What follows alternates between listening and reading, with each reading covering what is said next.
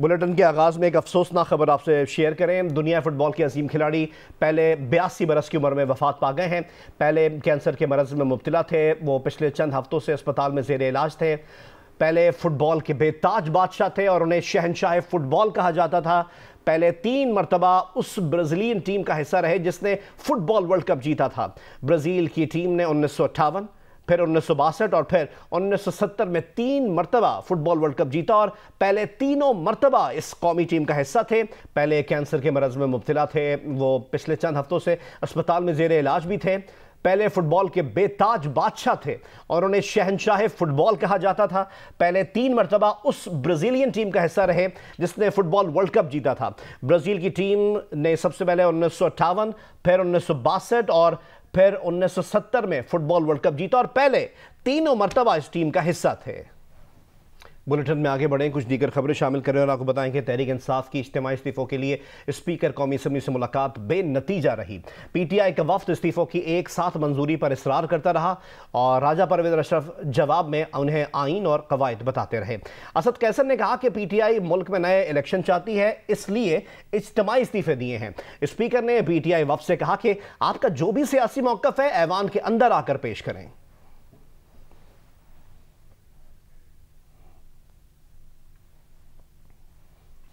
साबिक स्पीकर कौमी असम्बली और रहनुमा तहरीक इंसाफ असद कैसर ने दावा किया है कि इन्हें हुकूमत की जानिब से लॉन्ग टर्म अबूरी हुकूमत की पेशकश की गई थी। जियो न्यूज़ के प्रोग्राम कैपिटल टॉक में गुफ्तगू करते हुए असद कैसर का कहना था कि वो किसी मावराए आइन अबूरी हुकूमत को कबूल नहीं करेंगे। आपकी पार्टी की क़यादत जो है वो टेक्नोक्रेट्स की हुकूमत का खदशे का भी इज़हार करी है, जिसकी तरदीद किया वैसे राना सनाउल्लाह साहब ने। आपका इसके बारे में क्या कहना है? मेरे सामने खुद जो हमने किसी वक्त इनके साथ राबिता रखा, हमारी मुज़ाकरात उसके साथ बैकग्राउंड में जारी रही इस इशू पे, उन्होंने कहा, उनकी ये तजवीज़ थी कि हम चाहते हैं कि लॉन्ग टर्म जो है ना इंटर्म गवर्नमेंट आए। तो उसमें तो कानून में गुंजाइश नहीं है। अगर एक चीज़ कॉन्स्टिट्यूशन में नहीं है, कानून में नहीं है, तो कैसे हो सकता है? जो कॉन्स्टिट्यूशन की है उसके मुताबिक जाए, कानून के मुताबिक जाए, ये मुल्क आगे बढ़ेगा। इस तरह तो मुल्क नहीं बढ़ सकता कि आप किसी को पसंद नहीं करते तो आप हर सूरत में उसको हुकूमत से रोकना चाहते हैं। तो बिल्कुल ये प्रपोजल है, ये किसी सूरत में हमें काबिल कबूल नहीं। लॉन्ग टर्म इंटरिम गवर्नमेंट, ये प्रपोजल आपके साथ फेडरल गवर्नमेंट के नुमाइंदों ने डिस्कस की या किसी और ने? हुकूमत ने। ये मतलब एक इनफॉर्मल डिस्कशन थी और उन्होंने कहा कि ये प्रपोजल भी हो सकती है। असद कैसर साहब के साथ आप ही के कोलीग्स जो हैं वो बातचीत कर रहे हैं और उन्होंने उनके साथ ये डिस्कशन किया है कि एक लॉन्ग टर्म इंटरिम गवर्नमेंट होनी चाहिए। नहीं, वो एक इंतहाई गैर रस्मी गुफ्तगू हो सकती है, लेकिन हुकूमत की तरफ से ही कोई ऐसा सीरियस न सिर्फ गैर रस्मी गुफ्तगू है बल्कि इंतहाई गैर आईनी गुफ्तगू हो कह सकते हैं। एमक्यूएम के धड़ों के इंतजाम की कोशिशें तेज हो गई हैं। गवर्नर सिंध कामरान टिसोरी ने कहा है कि फारूक सत्तार और मुस्तफ़ा कमाल दोनों ने खालिद मकबूल सिद्दीकी को एमक्यूएम का सरबराह बनाने पर इत्तेफाक कर लिया है। जियो न्यूज़ के प्रोग्राम आज साजिब खानजादा के साथ में बातचीत करते हुए गवर्नर सिंध ने मजीद कहा कि एमक्यूएम के धड़ों के में इंतजाम के लिए वो तमाम दोस्तों से गुजारिश ही कर सकते हैं, मजबूर नहीं कर सकते। गवर्नर सिंध से पूछा गया कि क्या एमक्यूएम धड़ों के इंतजाम में अल्ताफ हुसैन भी शामिल होंगे। इस पर गवर्नर सिंध ने वाज़ेह जवाब देने से गुरेज किया। मैं तो बहैसियत गवर्नर सिंध अपने तमाम दोस्तों से गुजारिश कर सकता हूं, मजबूर तो किसी को नहीं कर सकता। मैंने यही दरखास्त मुस्तफ़ा कमाल भाई के सामने रखी थी। वो आए थे मेरे पास, उन्होंने मुझे अपने पास आने की दावत दी थी जो मैंने उसी वक्त कबूल कर ली थी। और मेरा मकसद फारूक सत्तार भाई से, मुस्तफ़ा कमाल भाई से और अपनी पार्टी जिसने मुझे नॉमिनेट किया गवर्नर सिंध, मैंने यही बात रखी थी कि हमें इस शहर को ठीक करना है। तयशुदा है जो मैं आपको बता दूं कि एमक्यूएम पाकिस्तान के सरबराह डॉक्टर खालिद मकबूल सिद्दीकी भाई हैं और होंगे और रहेंगे। खालिद भाई के ऊपर सबका इत्तेफाक है, सब उनकी इज्जत करते हैं, सबसे सीनियर मोस्ट हैं। ना फारूक भाई को उन पे कोई एतराज मुझे नजर आया बातों में, ना मुझे मुस्तफ़ा कमाल भाई के अंदर नजर आया। कोई भी शख्स वफाक के खिलाफ या मुल्क के खिलाफ या सूबे के खिलाफ या शहर के खिलाफ बात करेगा तो मैं जरूर उसके सामने खड़ा हो जाऊंगा। ये किसी के एमा पर अगर होना होता तो बहुत पहले बहुत कुछ हो चुका होता। इदारों की किसी किस्म की सियासी मदाखलत मुझे नजर नहीं आती। गवर्नर हाउस सरगर्मी का जो है वो बना हुआ है मरकज, वरना ये मरकज तभी कहीं और बनता। उस इनिशिएटिव में क्या अल्ताफ हुसैन भी शामिल हैं? मैं एक वफाक के नुमाइंदे की हैसियत से कोई भी ऐसे अमल का हिस्सा नहीं बनूंगा जहां मेरे मुल्क और मेरे इदारों या मेरे किसी भी सिस्टम के खिलाफ बात की जाए। हालिया इलेक्शन में इन तीनों के मिला के भी वोट तहरीक इंसाफ के आसपास नहीं आते हैं, इसलिए मैं जानना चाह रहा हूं कि क्या कोई अल्ताफ हुसैन भी आपकी इनिशिएटिव में मुस्तकबिल में शामिल हो सकते हैं या नहीं हो सकते हैं? टीआई का जमाना चला गया, उनको भी 10% से ज्यादा वोट नहीं पड़े। एमक्यूएम पाकिस्तान और पीएसपी के इंतजाम के हवाले से आज मुस्बत पेशरफ्त का इम्कानात हैं। गवर्नर सिंध कामरान टिसूरी आज रात पीएसपी के मरकज पाकिस्तान हाउस का दौरा करके इंतजाम के सिलसिले में बातचीत करेंगे। इस मुलाकात के बाद मुश्तरका प्रेस कॉन्फ्रेंस का भी इम्कान है। ज़राए बताते हैं कि governor Sindh chairman PSP Mustafa Kamal, Anees कायम खानी और दीगर रहनुमाओं से मुलाकात करेंगे। इस मुलाकात में एमक्यूएम और पीएसपी के इंतजाम पर बातचीत की जाएगी। ज़राए के मुताबिक एमक्यूएम पाकिस्तान ने पीएसपी से बातचीत का मैंडेट गवर्नर सिंध को दे दिया है। गवर्नर सिंध को मैंडेट गुज़िश्ता रोज़ गवर्नर हाउस में एमक्यूएम के इजलास में दिया गया।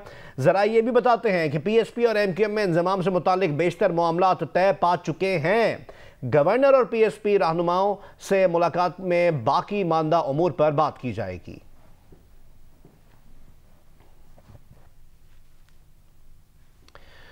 और अब आपको बताएं कि तहरीक इंसाफ के रहनुमा फवाद चौधरी ने मियां मोहम्मद नवाज शरीफ पर मुल्क में मार्शल लॉ लगवाने की कोशिश का इल्जाम लगा दिया।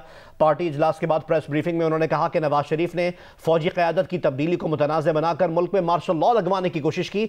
सिर्फ इमरान खान के तदब्बुर और तहम्मुल की वजह से फौजी क़यादत में तब्दीली मुमकिन हुई और मुल्क में मार्शल लॉ नहीं लगा। पार्टी इजलास के बाद मीडिया से बातचीत में कहा कि हुकूमत इलेक्शन के बजाय टेक्नोक्रेट हुकूमत लाने की कोशिश कर रही है। इस्टेब्लिशमेंट को बताना चाहता हूं कि इसका सारा इल्ज़ाम इस्टेब्लिशमेंट पर आएगा। कौमी असम्बली से इनफरादी नहीं इज्तिमाई इस्तीफे दिए और ये इज्तिमाई तौर पर ही कबूल किए जाने चाहिए। इस मामले पर फिर से सुप्रीम कोर्ट जाएंगे, ये कहना था फवाद चौधरी का। आपने पहले नवाज शरीफ ने इस मुल्क में मार्शल लॉ लगवाने की कोशिश की जब उसने फौज की जो लीडरशिप की तब्दीली का मामला था उसके ऊपर तनाज़ा बना के नवाज शरीफ मुल्क में मार्शल लॉ लगवाना चाहते थे। सिर्फ इमरान खान के तदब्बर और तहम्मुल की वजह से ये ट्रांजिशन मुकम्मल हुई और मुल्क में मार्शल लॉ नहीं लगा। अब ये चाहते हैं कि पाकिस्तान में इलेक्शन ना हो चाहे टेक्नोक्रेट गवर्नमेंट बन जाए।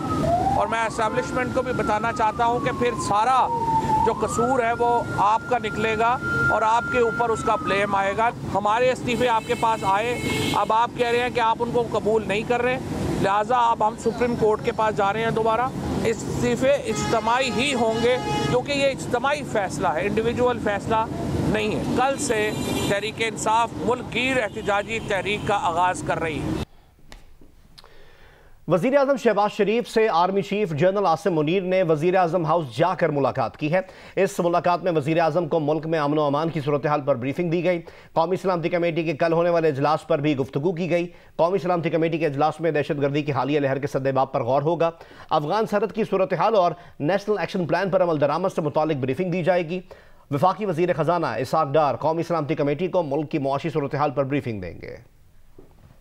और अब आपको बताएंगे ज़िला कुर्रम में सिक्योरिटी फोर्सेज और दहशतगर्दों के दरमियान झड़प में 2 दहशतगर्द हलाक हो गए। फायरिंग के तबादले में पाक फौज के 3 जवान शहीद हुए। ISPR के मुताबिक अरावाली में दहशतगर्दों की फायरिंग पर पाक फौज ने भरपूर और मौसर जवाब दिया। झड़प के दौरान 2 दहशतगर्द मारे गए जिनके कब्जे से असलहा और गोला बारूद बरामद कर लिया गया है। दहशतगर्द सिक्योरिटी फोर्सेज के खिलाफ कार्रवाइयों में मुलव्वस थे। ISPR के मुताबिक दहशतगर्दों से झड़प के दौरान वतन अजीज़ के 3 सपूतों ने जाम शहादत नोश किया। इनमें 43 साला सूबेदार शुजा, 32 साला नाइक रमज़ान और 30 साला सिपाही अब्दुर्रहमान शामिल हैं। सिक्योरिटी फोर्सेस का इलाके में दहशतगर्दों के खात्मे के लिए ऑपरेशन जारी है। ISPR का कहना है कि पाक फौज दहशतगर्दी की लानत को ख़त्म करने के लिए पुरअज़्म है। बहादुर जवानों की कुर्बानियाँ पाक फौज के अज़्म को मज़ीद मजबूत करती हैं। रूस से सस्ता तेल खरीदने के मामले पर पाकिस्तान और रूस की तवानाई की वजारतों के दरमियान ऑनलाइन मुज़ाकरात हुए हैं। वज़ीर मुमलिकत बराए पेट्रोलियम मुसद्दिक मलिक भी मुज़ाकरात में शरीक हुए। तर्जुमान पेट्रोलियम डिवीजन के मुताबिक दोनों ममालिक ने 19 और 20 जनवरी को होने वाले पाक रूस बैनुल हुकूमती कमीशन के इजलास के एजेंडे पर बात की। कमीशन के इजलास में शिरकत के लिए रूसी वज़ीर तवानाई की सरबराही में वफ्द पाकिस्तान आएगा। तर्जुमान पेट्रोलियम डिवीजन के मुताबिक कमीशन के इजलास के एजेंडे में रूस से सस्ते दामों खाम तेल और पेट्रोल की खरीदारी का मामला सर फहरिस्त है। जरा ये भी बताते हैं कि ऑनलाइन बातचीत में रूस से तेल खरीदने के सिलसिले में शिपिंग और इंश्योरेंस समेत मुख्तलिफ उमूर पर बातचीत भी हुई।